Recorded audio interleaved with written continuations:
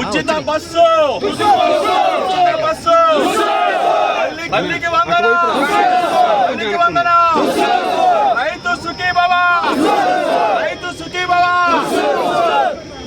ఆడపిల్లలకు 15,000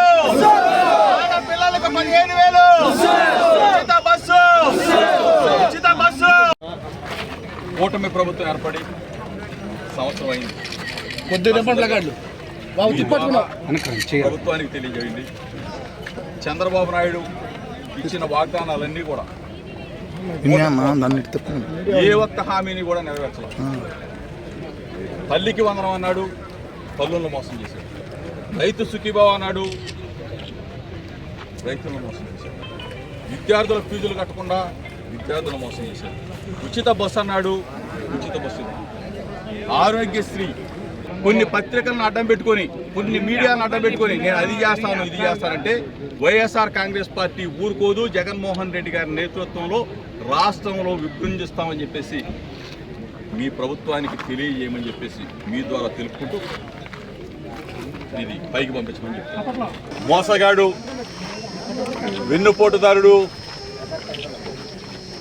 కుట్రదారుడు, కూటమి పేరుతో 3 పార్టీలను కలుపుకొని, ఒక జాతీయ పార్టీని కలుపుకొని, 30 మంది లీడర్లను కలుపుకొని అబద్ధపు మోసపూరిత వాగ్దానాలతో అమ్మఒడి జగనన్న 15,000 ఇస్తే నేను 30,000 ఇస్తా అన్నాడు.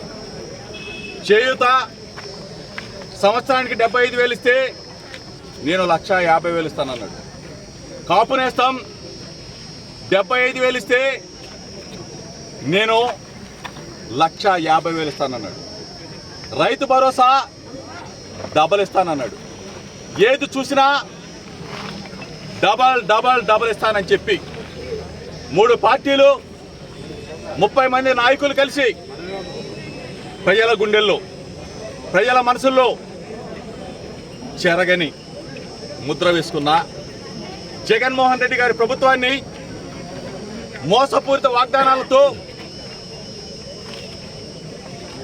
సంవత్సర కాలం అంటే జగన్మోహన్ రెడ్డి గారు మేము ఓడిపోయి, వైఎస్ఆర్ కాంగ్రెస్ పార్టీ ఓడిపోయి ఈ రోజుకి సంవత్సరం అయింది.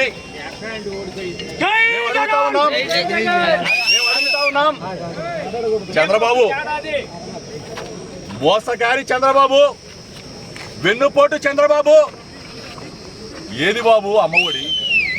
తల్లికి వందనం అన్నావు, ప్రతి చిన్నారికి 15,000 ఇస్తానన్నావు. సంవత్సరం అయిపోతున్నా కానీ ఆ తల్లికి వందనం ఏది? తల్లికి వందనం కాదు, తల్లికి పంగనామాలు పెట్టాడు చంద్రబాబు నాయుడు. రైతు భరోసా ఎక్కడికి పోయింది? సంవత్సరం కాలం పాటు రైతులు వాళ్ళ ఖాతాల్లోకి చంద్రబాబు నాయుడు, ఈ కూటమి ప్రభుత్వం, ఈ కుట్రల ప్రభుత్వం రైతు సుఖీభవ ఇస్తానని చెప్పి సుఖంగా ఉన్న రైతుల్ని మోసం చేసిన చంద్రబాబు ఉచిత బస్సు అన్నాడు. ఎక్కడ చంద్రబాబు నాయుడు? ఆ ఉచిత బస్సుని తుస్సు చేసిన చంద్రబాబు నాయుడు.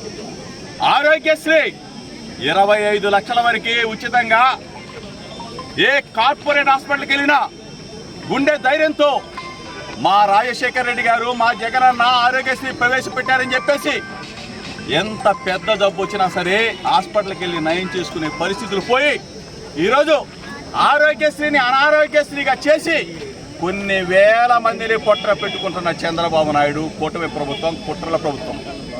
ఏది కాపు నేస్తం? కాపు అక్క చెల్లెమ్మలకి 75,000 నుంచి 1,50,000 ఇస్తానన్నావు.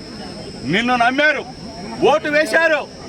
ఈ కూటమి ప్రభుత్వం, ఈ కుట్రల ప్రభుత్వం, ఈ చంద్రబాబు నాయుడు, ఈ పవన్ కళ్యాణ్ సమాధానం చెప్పాలి. కాపు అక్క చెల్లెమ్మలకు అడుగుతా ఉన్నా.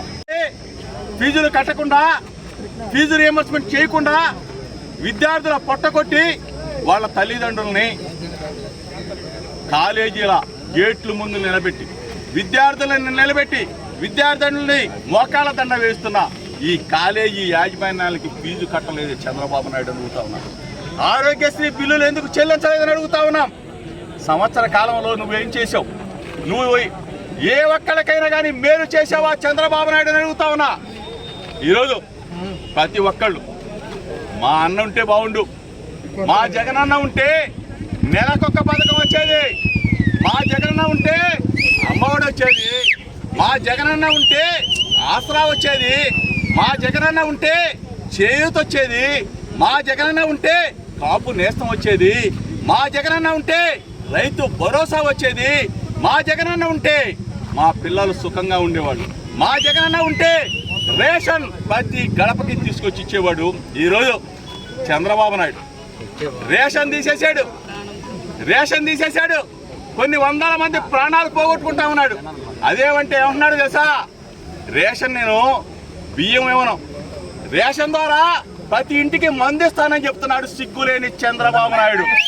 మా జగనన్నేమో అన్నం తినడానికి అన్నం పెడితే ఈ చంద్రబాబు నాయుడు మంచినీళ్ళు కూడా ఇవ్వకుండా మందిస్తున్న ఈ చంద్రబాబు నాయుడు ప్రభుత్వాన్ని ఏమనాలని చెప్పి అడుగుతా ఉన్నాం. ఈరోజు 175 నియోజకవర్గాలు కథం దొక్కాయి.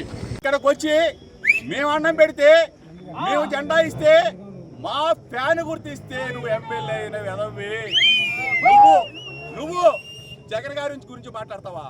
నీకు ఒకటే చెప్తా ఉన్నా, నువ్వేదో వాగావు కదా మహానాడులో, దమ్ముంటేరా. ఏదో నా కొడుకుని జైలుకి పంపించారు, నన్ను జైలుకి రెడీగా ఉన్నావు.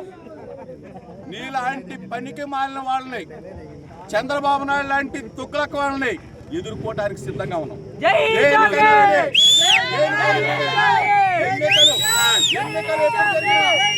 ఎన్నికలు ఎప్పుడు జరిగినా వచ్చేది వైఎస్ఆర్ కాంగ్రెస్ పార్టీ.